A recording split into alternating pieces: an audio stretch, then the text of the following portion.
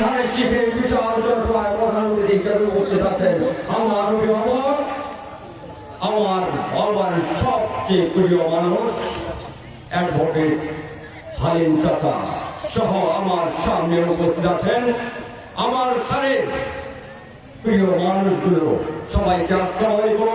হিন্দু ভাইদেরা, আমার প্রথম প্রশ্ন, আমরা স্বাধীনতা লাভ করার 55টি বছর হয়েছে। আপনাদের পারিবারিক অনুষ্ঠান, আপনাদের পারিবারিক সমস্যা, আপনাদের বিচার, আপনাদের সালিশে, আপনাদের হাসপাতালে কাউকে রাখলে এই 55টি বছরে আপনাদের ওখানে কে ছিল বলতে পারবেন? কে ছিল?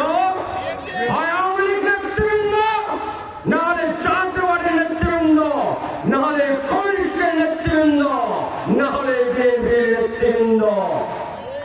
এই 55টি বছর করো আজকে কি জামাত আপনাদের সাথে কোন পারিবারিক সমস্যা বা কোন পারিবারিক কোন আয়োজনে ছিল আপনাদের সাথে?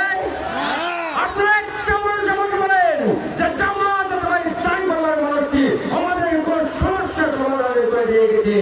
আমি সন্তান এই রুইয়া তারা বিএনপির সেক্রেটারি হিসাবে বলছি, আমি আমার রাজনৈতিক লাইফ আজকে থেকে ক্লোজ করে দেব।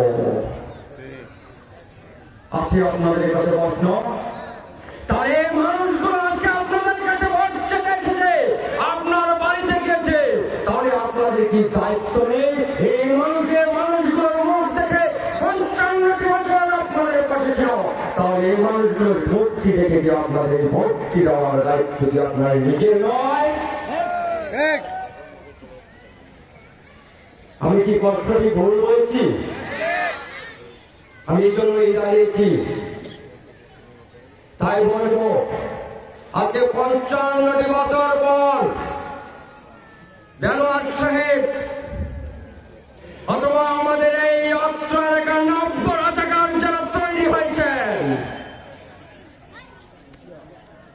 আজকে পাড়ায় গিয়ে বলেন অমুক আমার মা, অমুক আমার ভাই, অমুক আমার চাচা, অমুক আমার বাবা।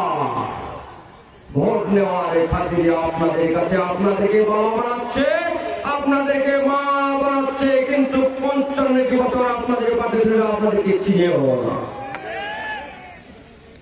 তাহলে কি ভোট দেওয়া যায় না? তাহলে কি করতে হবে আমাদেরকে?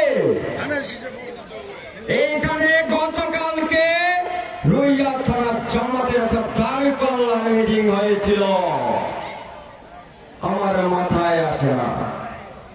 আমি যদি তাদের প্রার্থী হয়ে নির্বাচন করতাম, এইখানে 400-500 লোকে একটা থানার মিটিং শুনেছি, আউটবাড়ি থেকেও তারা নিয়ে এসেছে, আবার আটটা চিনারম থেকেও তারা নিয়ে এসেছে। আমি সত্যি বিশ্বাস করেন আমি নির্বাচন থেকে সরে যেতাম। তাই আজকে দেখিয়ে দিতে চাই, এইখানে রুইয়ার বাইরে কয়েকটি মানুষ নেই, এখানে রুইয়ার মানুষ জানিয়ে রেখেছে এই স্তর বালিশের স্তর, এখানে 90 রাজাকার স্তর হতে পারে না। তারা দুর্নীতির কথা বলে, দেলোয়ার সাহেবের সম্পত্তির উৎসটা কোথায়? আমাদের কিছু মানুষের সম্মুখীন হয়েছে। আমি রুইয়া তামিমের সেক্রেটারি, আমার পূর্বক্ষণী শহর থেকে শুরু করে খরিদ করে তারা মানুষের ব্রেন থেকে ওয়াশ করেছে। তারা বলেছে বিএনপি পাথরের কাছ থেকে করবে, দুর্নীতি করছে, লুটপাট করে অনেক কিছু করে দিয়েছে। আমি বলতে চাই, আপনাদের এত সম্পত্তি আর নগর থেকে দেলোয়ার সাহেব আপনার পরিচয় নেই। অমুক অমুক সময় জেনেছিলেন নির্যাতন, আপনাদের ইনকামের উৎস কোথায়?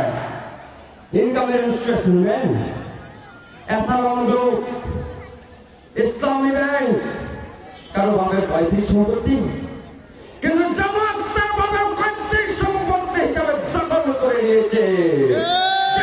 প্রতিষ্ঠান দিয়ে বাংলাদেশের অর্ধেক কিনা যাবে, সেই টাকা দিয়ে, সেই চাঁদাবাজি দখলবাজির টাকা দিয়ে তারা আজকে নির্বাচনের মাঠে নেমেছে। গতকালকে আমার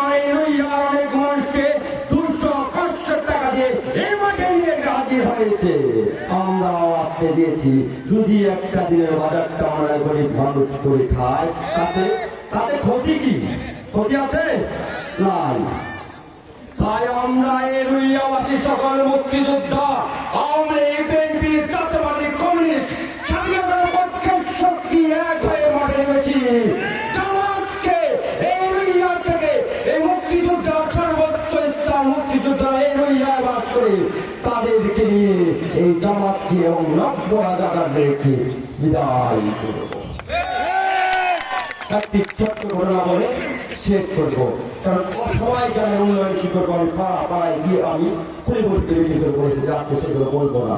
একটি ছোট্ট মিটিং, ছোট্ট করে হবে, আমি শেষ করবো। আমার চাচা আজিজ চাচার দোকানে জামাতে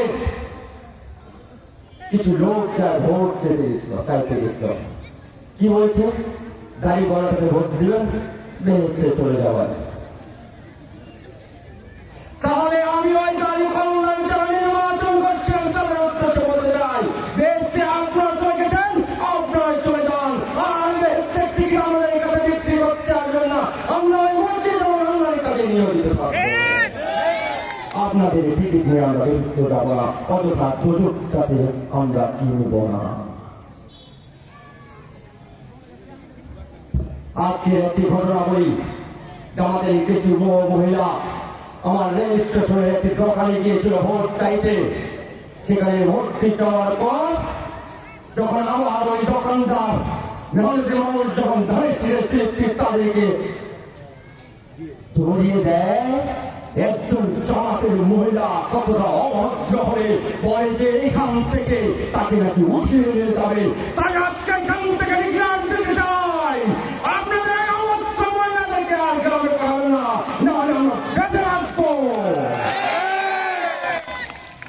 কতটা পালাবার জায়গা পাবেন না, পালানোর জায়গা পাবেন না। কারণ 1971 সালে বাংলার মাটিতে আপনার জায়গা পাননি।